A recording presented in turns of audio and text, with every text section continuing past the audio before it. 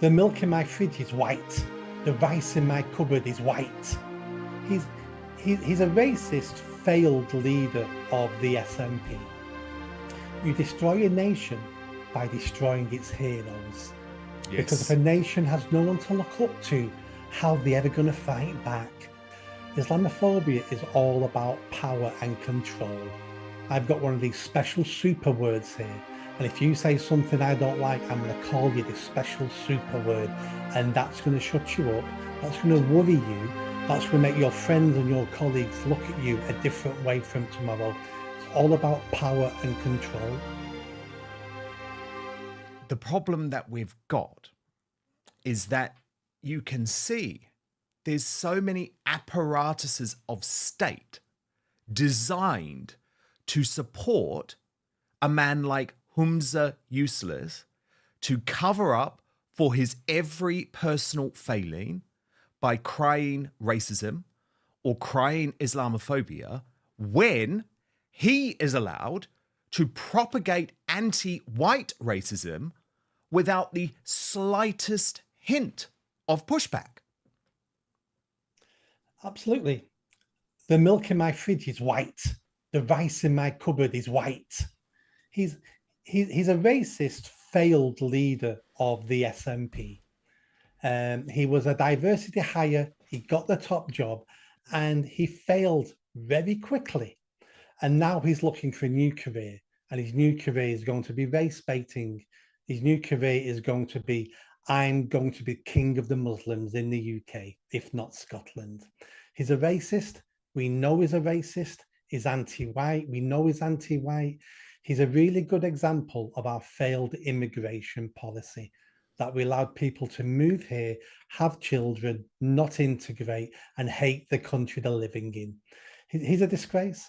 And when he says about GB News, I'm thinking of suing them, it's the word thinking. He's never going to sue anybody because people like him will never use their money for something like that.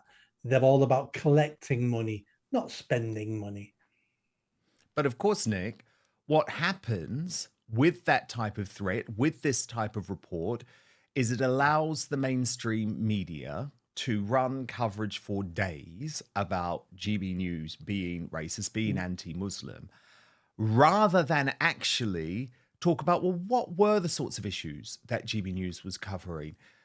Was there a complete failure by the mainstream media in this country for a decade to ignore the grooming gangs scandal, for example?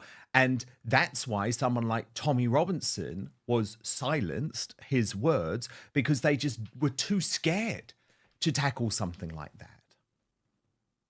And that's why they invented the word Islamophobia, because Islamophobia is not about criticizing Islam, because we're all entitled to criticize other people's religions.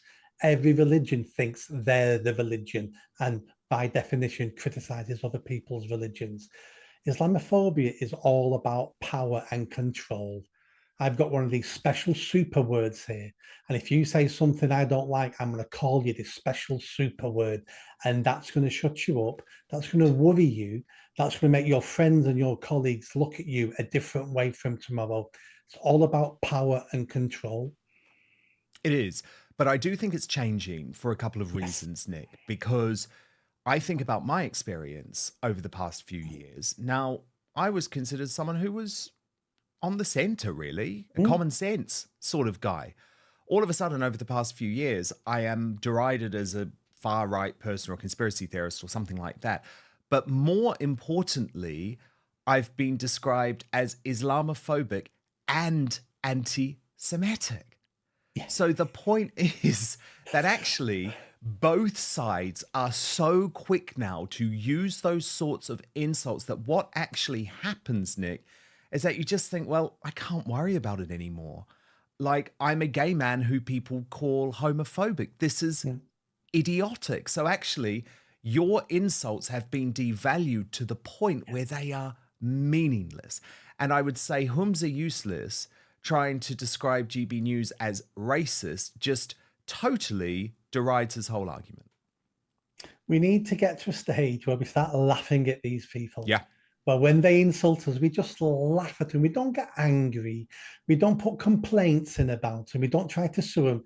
We just laugh at them because they're fools. We know they're fools, and we need to teach them that they know they're fools, because the days of hurty words have an impact on us now are gone. They've been gone for several years because they've been overused. Every one of those words had a meaning at some point, and was a word we probably needed at some point. But those meanings have gone for decades now. We're the most tolerant, non-racist, welcoming country in the world. In the world.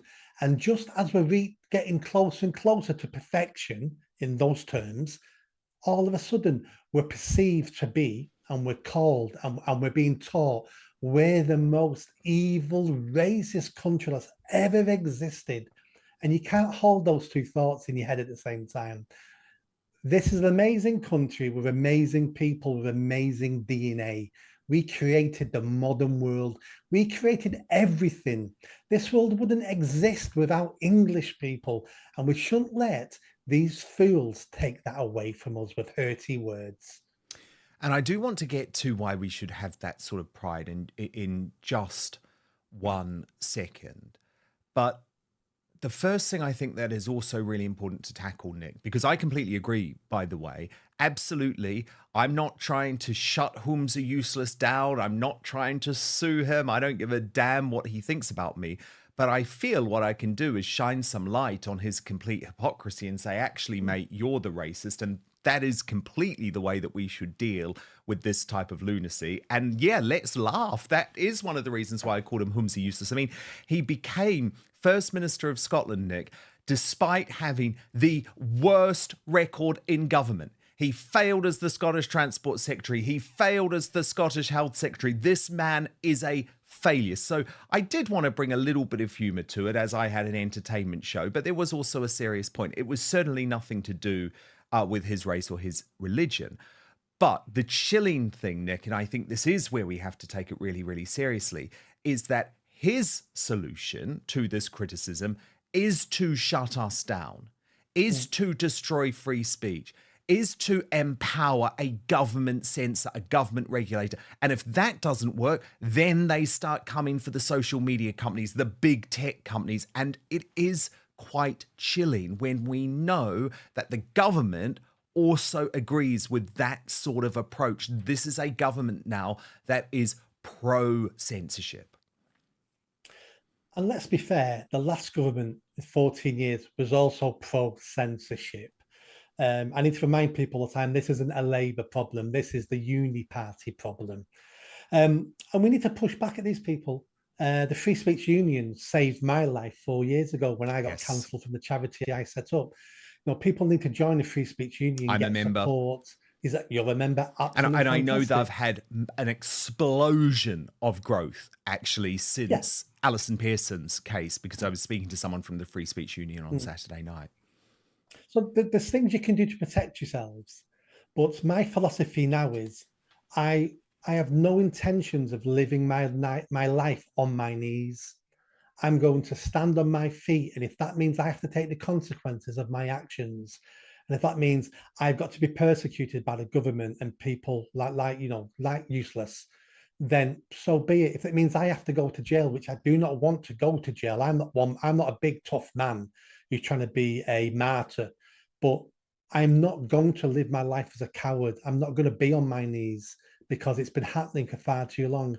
And if everybody else stands up and gets off their knees, honestly, this government is afraid of us. They've already shown us they're afraid of us.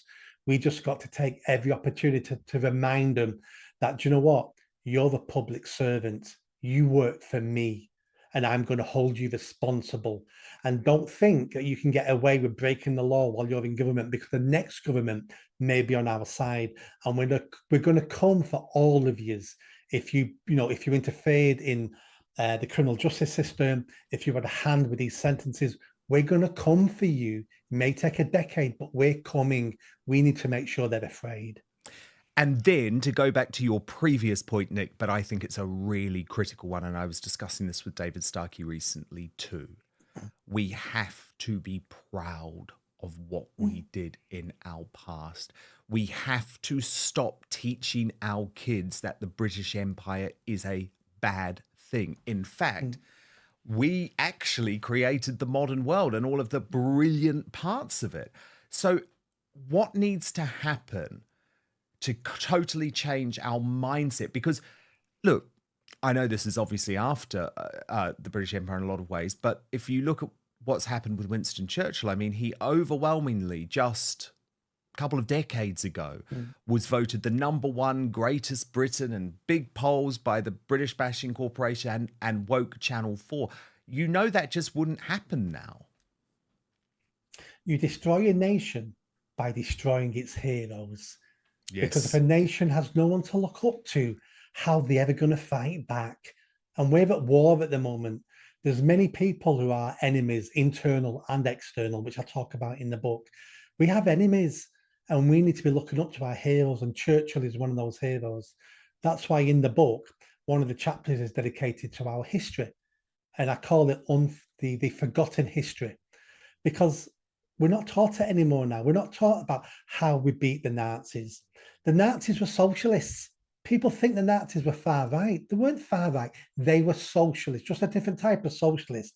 I talk about how all the most of the inventions, the most medicines, the vaccines of the world we created, the railways, the jet engine, the World Wide Web, almost everything came out of this island. The empire left, I would say, every country that we colonized, we left that country in a better state than when we found it. Hence why we have the Commonwealth, because we didn't leave those countries through war. We left peacefully, and those countries all said, can we just join together as a group now? The British Empire was amazing. We created the modern world. We gave the world our language. The world language is English. We've given the world all our sports, football, rugby, snooker, nearly all the sports of the world are English sports. And we forget this. This world would not exist in the way it runs at the moment without this island. And we need to understand that. And we need to read about it, and we need to take pride in it.